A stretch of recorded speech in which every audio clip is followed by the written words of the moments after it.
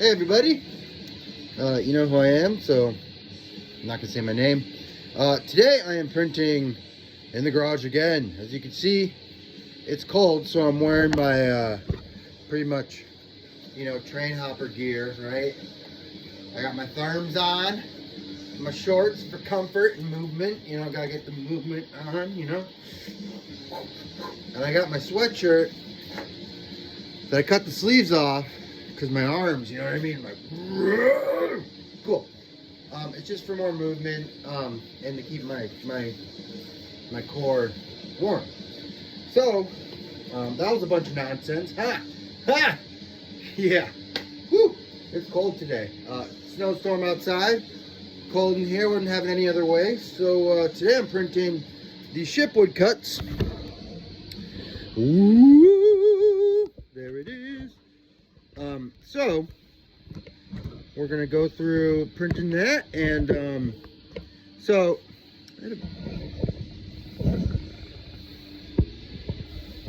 I don't know what I'm doing. So there it is.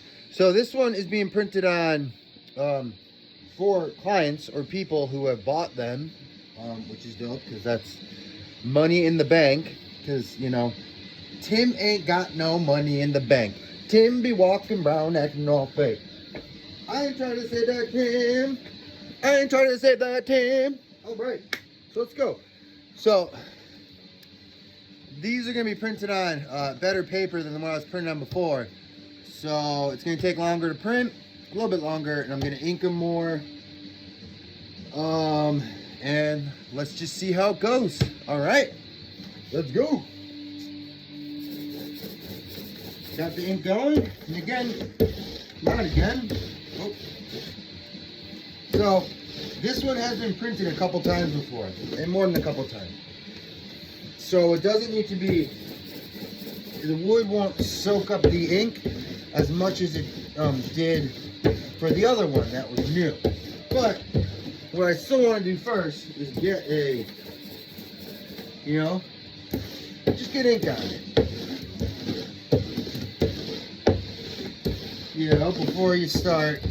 Before I start doing my little OCD dance of the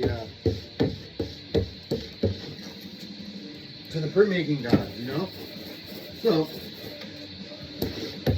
I'm just getting it all on there. So you can see when there's stuff on it, not on it. So it's pretty good. So for something this big, because this one's a little bigger than the other one, this one's about 2 feet by 3 feet. I like to start on the horizontal side first for some reason. I don't really know why. I just feel like, because I usually do one and then we go, so I feel like there's more time to build up the ink, and that's what you're doing here. Even if I had a bigger roller, you're still building up the ink. If you just throw a bunch of ink on it and smear it on it, it's just not going to work. So let's go.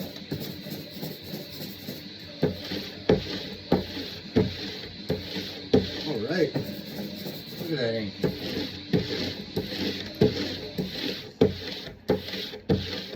Like I said before, when I do, so this is my first pass, right? And then when I go to my second pass, I go over my first pass. Just to, like I said, building up the ink. Building up the ink. So I hope everybody's doing good. I'm doing pretty good. Still a little out of it. Still heightened depression and anxiety. So I actually went out and found a therapist again that takes my insurance. She is an addiction counselor. Close to me, which is awesome, and I have an appointment on Thursday, so I'm excited for that. I'm just, I haven't relapsed or anything, but I was embarrassed in the beginning, but I have been smoking cigarettes again. Not something I plan on doing for a long time, considering I quit for 3 years. But just where my head's at, the fact that I I work from home now, you know, doing these things, and I'm kind of always stuck in my own shell, my own head. But I feel like I need to talk to somebody to just kind of work out the problems and maybe get a routine down, put a routine down to my anxiety, to my depression, so we can nip it in the butt and send those motherfuckers away. You know, that's what I was talking about before. Don't be embarrassed to reach out ever. Reach out to anybody. There are people now that want to help. Yeah, I just, you know, I'm feeling like I need a little extra, somebody else's point of view. You know, I was in group therapy. In the group therapy, and this is a long time ago when I first got sober, the group therapy had a counselor that I always talked to every week. She was absolutely fucking wonderful. Helped me through so many things. Helped me rationalize my addiction. Helped me get through losing my pup, losing Ralph and Henry. You know, basically losing the life that I knew. So when I moved to Maine, I don't know, I felt pretty good. I was good, you know. I'm in a new spot, you know, and it's very peaceful up here, nature and everything. And you know, just being in the woods, and it's fucking fantastic up here. You know, like even just there's, you know, I went outside to take the dogs out last night, and it's snowing, and the snowing is just this pure white snow. It's just glistening and glittering, and the only thing beautiful than this snow, I tell you, is Beth Potter's smile. The only thing more beautiful is Beth Potter when she smiles. Oh boy, she lights up my whole existence. So anyways, yeah, I when I got up here, I didn't really, my sobriety has been going strong, you know. I didn't feel like I needed to talk to somebody anymore, which is great. You know, I used to do NA2 and AA2, and I just felt like, you know, I've spent so much of my life talking to other people that it was time to figure some, you know, stuff out in my own head, which has been great. You know, because one of my toxic qualities used to be, I used to just unload all my depression and anxiety on my ex and on my friends. And that's, you know, okay, because that's what they're there for, but you don't want to, you know, sometimes it's good to talk to a professional, because that's what they get paid to do, is to listen to you. You want love, you know, and they can be away from it, you know, because they're not living with you, they're not loving you, they're not, you know what I mean. So, you know, after Luna passed, it was just, like I said before, dealing with this grief, sober, is hard, you know. There's many nights where I just want to fucking numb my feelings, and that's one of the reasons I've been smoking.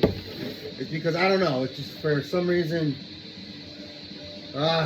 it's like the last thing I had. I mean, smoking cigarettes helped me. I'll always be in their debt because they helped me get sober.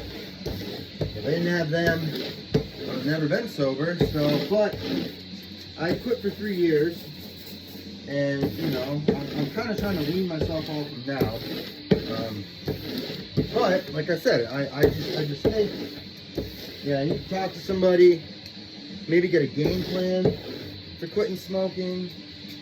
You know, it's tough because it's like, I've never, you know, I'm lucky. So I'm 37 years old, and I've never really experienced the pain I had before. Because obviously Luna died young and very tragically. And we thought, I mean, God, I thought I'd have her for another fucking 10 years, man. And that me and her would grow old together.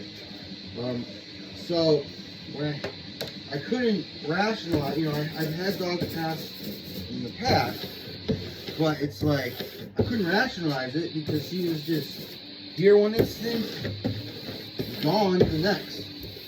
And you know, it's just like one of those things where I'm just, it's hard to, you know, just think about life's mysteries. Like, why the fuck am I here? what the fuck am I doing? You know, like, is there an afterlife? Is there not an afterlife? You know, I'd like to think there's some kind of, maybe reincarnation or something. I don't know. Used to be an atheist. I think I said in another video, but not super atheist anymore. I like to, meditate and do that stuff. And, I'd like to think there's past lives and that Luna and I knew each other in a past life and we'll know each other in a future life, But it just gets to the point, especially when you're in the dead of winter too, it's just like, well, fuck me, man. I don't want to fucking move. I don't want to do anything. Like, what's the point of any of this? And that gets into my head a lot, and that gets in my head a lot with art too, which is why I've actually been putting off printing these woodcuts for people. So, like I said again, what the fuck am I even talking about? This guy's he's all nonsense. All nonsense. So, it's hard. Like I said, my default is to have my default setting sometimes is to be depressed and anxious. So it's like, I gotta be like, hey man, your art's fucking cool. Like, you're gonna make it. You're doing this shit. Everything's helpful. Everything's positive.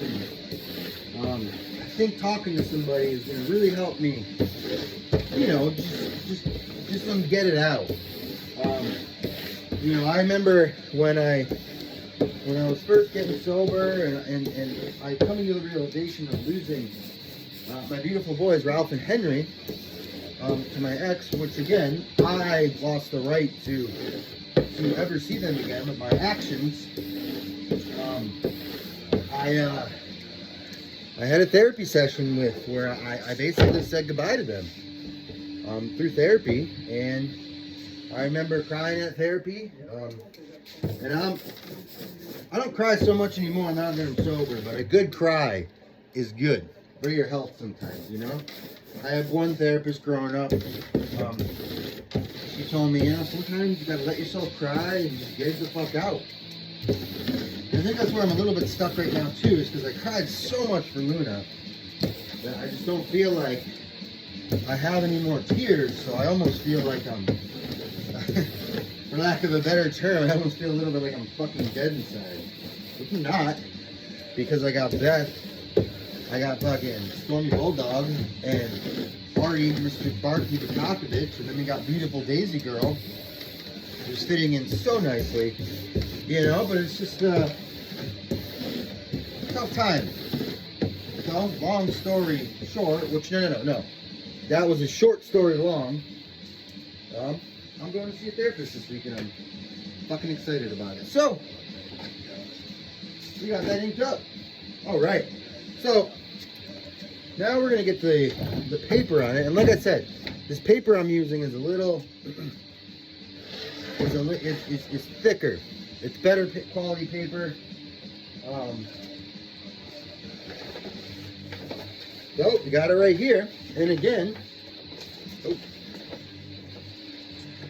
we're just gonna put it on and, feel it out with our hands and stuff.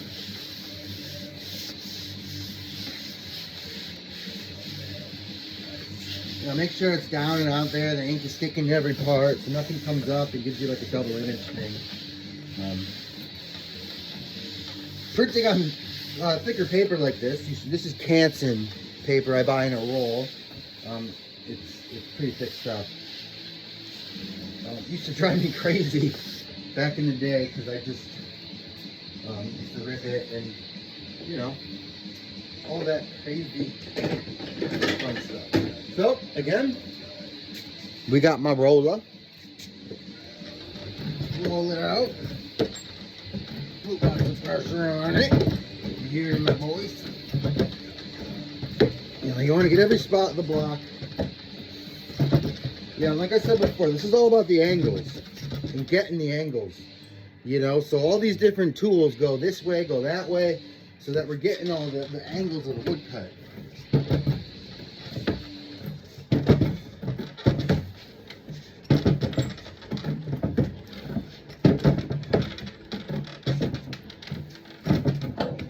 want to get the sides.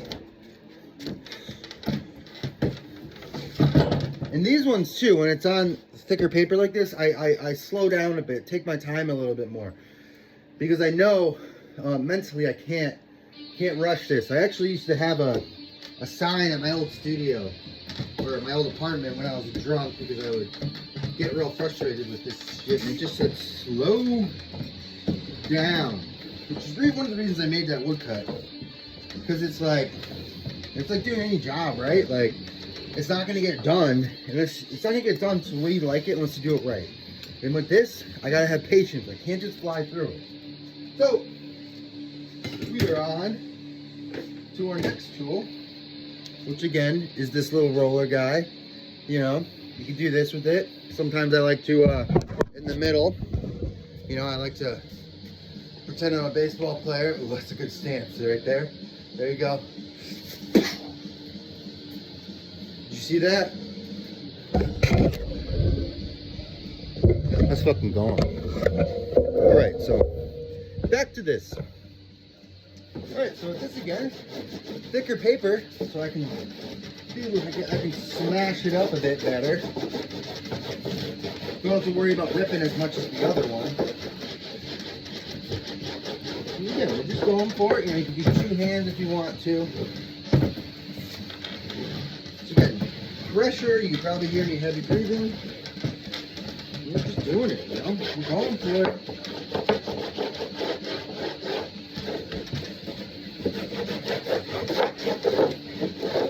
And take a look, because I can see, I don't know if you guys can't see it because I don't have good enough stuff, but there's, you can tell where I burnished over and where I haven't burnished over when I see it through the light.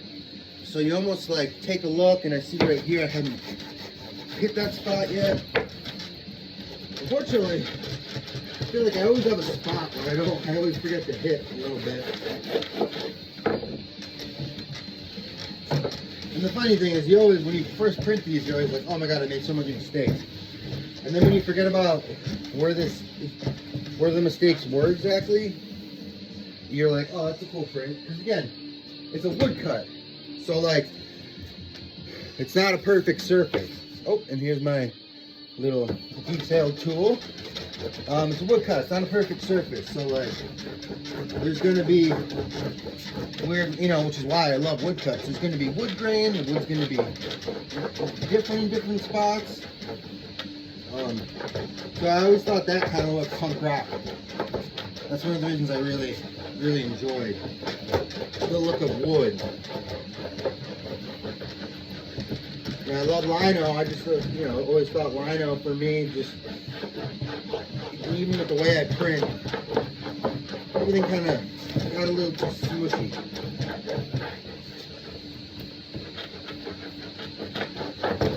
Now we're looking at it again.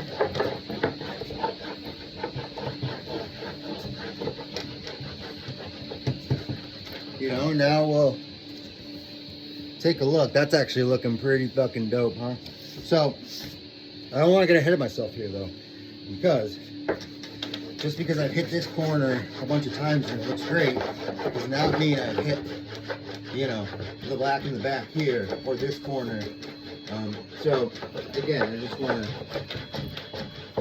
you know, calm down, get this little arm work out here. And check up here. Yeah, we're looking pretty good. So I think we might bring out just this tool one more time. Final tool, just to go over. Again, hitting it from angles. I don't just do this. I don't just do this. I do everything. You know? Gotta hit it from all the angles.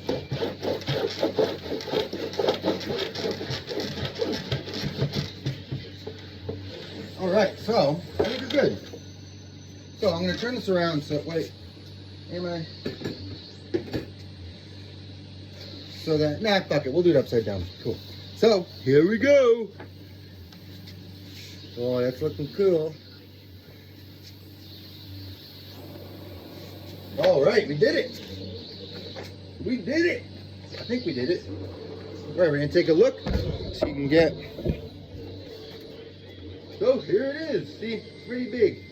Yeah, yeah. Woo, woo, woo, woo, woo, woo, woo, woo. Cool. And now we're gonna put it down to dry. And what do? We dance for the printmaking gods, right?